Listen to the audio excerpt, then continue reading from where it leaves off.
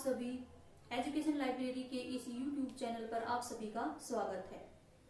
आज का हमारा टॉपिक है नेट, यानी कि नेट के बारे में हम बेसिक चीजें पता करेंगे। नेट क्या है, कौन इसको अप्लाई कर सकता है, क्या इसकी एलिजिबिलिटी है, इसमें कितने पेपर होते हैं, कितने आवर का पेपर होता है, यानी कि कितना टाइम का पेपर होता है और इसमें कितने पेपर होते हैं, कैसे हम इसको अप्लाई करें, क्या सब्जेक्ट होता है, कैसे इसकी तैयारी करें।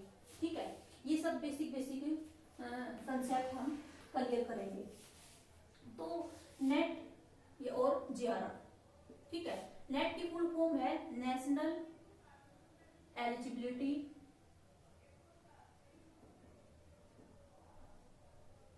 Test, national eligibility test. ठीक है, नेट अगर हमारा क्वालिफाई हो जाता है तो इसके क्लियर होने के बाद हम असिस्टेंट प्रोफेसर के लिए अप्लाई कर सकते हैं। ठीक है, और जीआरएफ अगर क्लियर हो जाता है तो इसकी फुल फॉर्म है जूनियर रिसर्च फेलोशिप। जब हम पीएचडी में रजिस्ट्रेशन करवाते हैं तो जीआरएफ अगर क्लियर हो जाता है तो हमें क्या मिलती है, फेलोशिप मिलती है, और जो 35,000 के अराउंड होती है। ठीक है, अब नेट या जीआरएफ को कौन कंडक्ट करवाता है? अब इसको कंडक्ट करवाता है एनटीए। एनटीए की फुल फॉर्म है नेशनल टेस्टिंग एजेंसी। ठीक है, और पहले इसको कंडक्ट करवाता था यूजीसी। यूजीसी यानी कि यूनिवर्सिटी ग्रांट कमीशन। पहले यूजीसी कंडक्ट करवाता था और अब एनटीए कंडक्ट करवाता है नेट। ठीक है, ये बात समझ में आ गई होगी, ऐसी मैं उम्मीद करती हूँ। अब इसके लिए कौन अप्लाई कर सकता है, यानी कि एलिजिबिलिटी क्या है नेट के लिए? जिसके पास भी पीजी है, किसी भी सब्जेक्ट में पीजी है, यानी कि पोस्ट ग्रेजुएट। जैसे कि मान लीजिए किसी ने एमए कर रखी है हिंदी से, किसी ने एमए कर रखी है इंग्लिश से, किसी ने ज्योग्राफी से, तो वो उस सब्जेक्ट में नेट को क्वालिफाई कर सकता है। यानी कि किसी भी सब्जेक्ट में पीजी होना इसके लिए एलिजिबिलिटी बन जाती है। और पीजी में भी अगर जनरल कैटेगरी से है तो उसके लिए 50% नहीं 55% उसके लिए क्या होना चाहिए, मार्क्स होने चाहिए पीजी की डिग्री में। ठीक है, जनरल कैटेगरी के लिए इसके दो पेपर होते हैं, एक फर्स्ट होता है और सेकंड पेपर होता है। जो फर्स्ट पेपर होता है वो सबका क्या होता है, कॉमन होता है, कॉमन पेपर होता है, सबका बराबर होता है। सेकंड पेपर में क्या होता है, सेकंड पेपर सब्जेक्टिव होता है। फर्स्ट पेपर में 10 यूनिट से पेपर आता है और इसमें 50 क्या होते हैं, क्वेश्चन होते हैं, और 100 मार्क्स का होता है ये।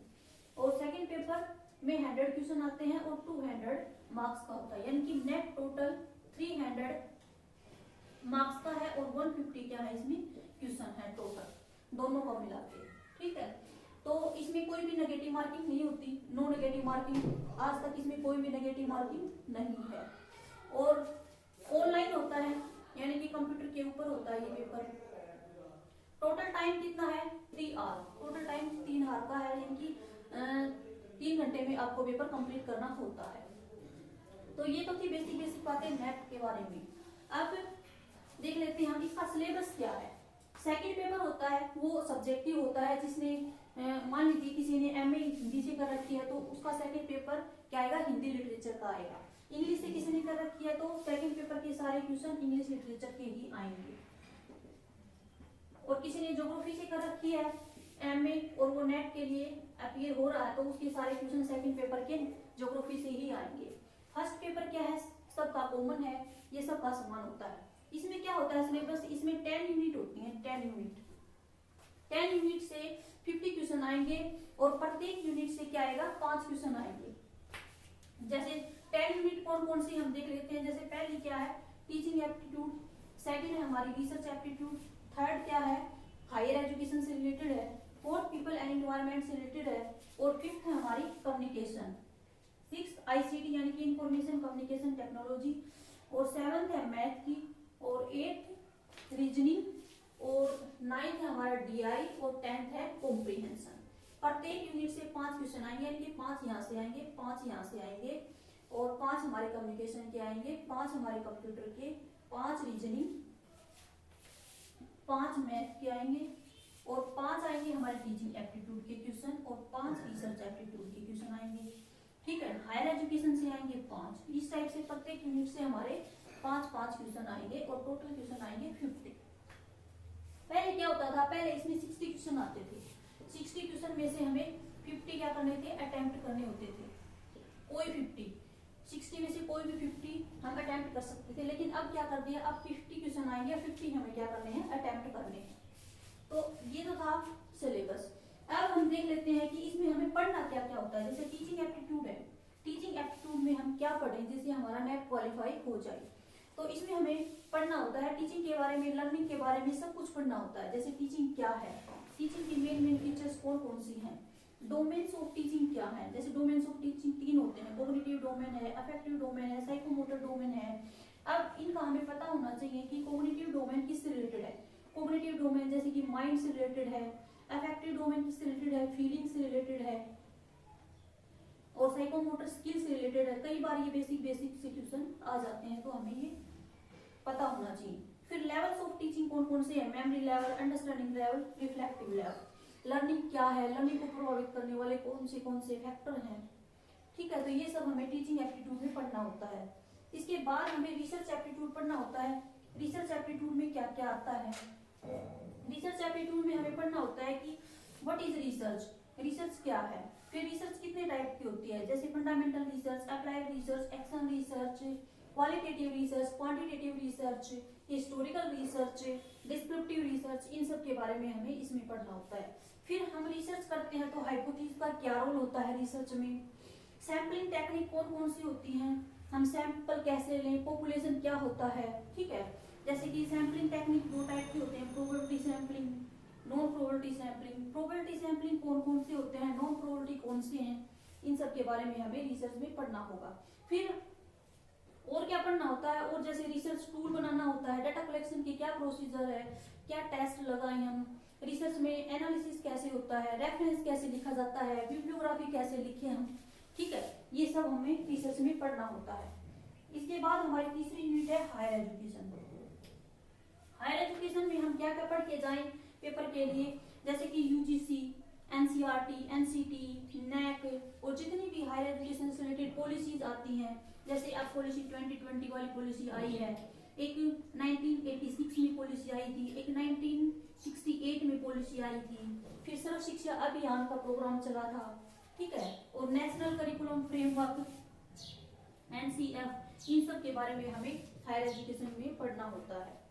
फिर हमारा है people and environment. People and environment में हम क्या क्या पढ़ें, पीपल एंड इन्वायरमेंट की इन्वायरमेंट से रिलेटेड जितनी भी चीजें हैं ना, वो सब हमें इसमें पढ़नी होती हैं। जैसे एटमॉस्फेयर, एटमॉस्फेयर हमारे लाइफ को कैसे प्रभावित करता है, एटमॉस्फेयर की कितनी लेयर है, फिर इस एटमॉस्फेयर में कौन कौन सी गैसें पाई जाती हैं, CO2 की मात्रा कितनी है, ओजोन डिप्लेशन कैसे हो रहा है। ठीक है, फिर हमारे एटमॉस्फेयर में बहुत सारे क्या है, पोल्यूशन है, वाटर पोल्यूशन है, एयर पोल्यूशन है, इनके क्या कारण है, इनको कैसे कम किया जा सकता है। फिर बहुत सारे प्रोटोकॉल हो रहे हैं, जैसे ओजोन डिप्लेशन हो रहा है, यानी कि ओजोन परत जो हमारे लिए बहुत आवश्यक है, जो हमें किससे बचाती है, पैराबैंगनी किरणों से बचाती है। उस ओजोन परत में जो होल हो रहा है उसको हम कैसे रोक सकते हैं। ठीक है, उसके लिए प्रोटोकॉल किए जा रहे हैं। ठीक है, वो कौन कौन से हैं, जैसे कि नगोया प्रोटोकॉल है, मॉन्ट्रियल प्रोटोकॉल है, और पृथ्वी से रिलेटेड बहुत सारे सम्मेलन हुए हैं, रियो डी जेनेरियो में भी एक सम्मेलन हुआ था। ठीक है, तो उनसे रिलेटेड हमें इसमें पढ़ना होता है, और भी बहुत कुछ पढ़ना होता है। ये तो मैं बेसिक चीजें बता रही हूँ आपको। फिर नेक्स्ट यूनिट है हमारी कम्युनिकेशन। कम्युनिकेशन में हम क्या क्या पढ़ेंगे, जैसे दो व्यक्तियों के बीच कम्युनिकेशन हो रही है तो उसकी विशेषता कैसे होनी चाहिए, 1 वे होनी चाहिए कम्युनिकेशन, 2 वे होनी चाहिए, कैसे होनी चाहिए। फिर कम्युनिकेशन को प्रभावित करने वाले फैक्टर कौन कौन से हैं, कम्युनिकेशन कैसी होनी चाहिए। ठीक है, ये सब हमें कम्युनिकेशन में पढ़ना है। फिर आईसीटी नेक्स्ट यूनिट, आईसीटी पूरी कंप्यूटर से रिलेटेड है। कंप्यूटर आईसीटी की फुल फॉर्म है इंफॉर्मेशन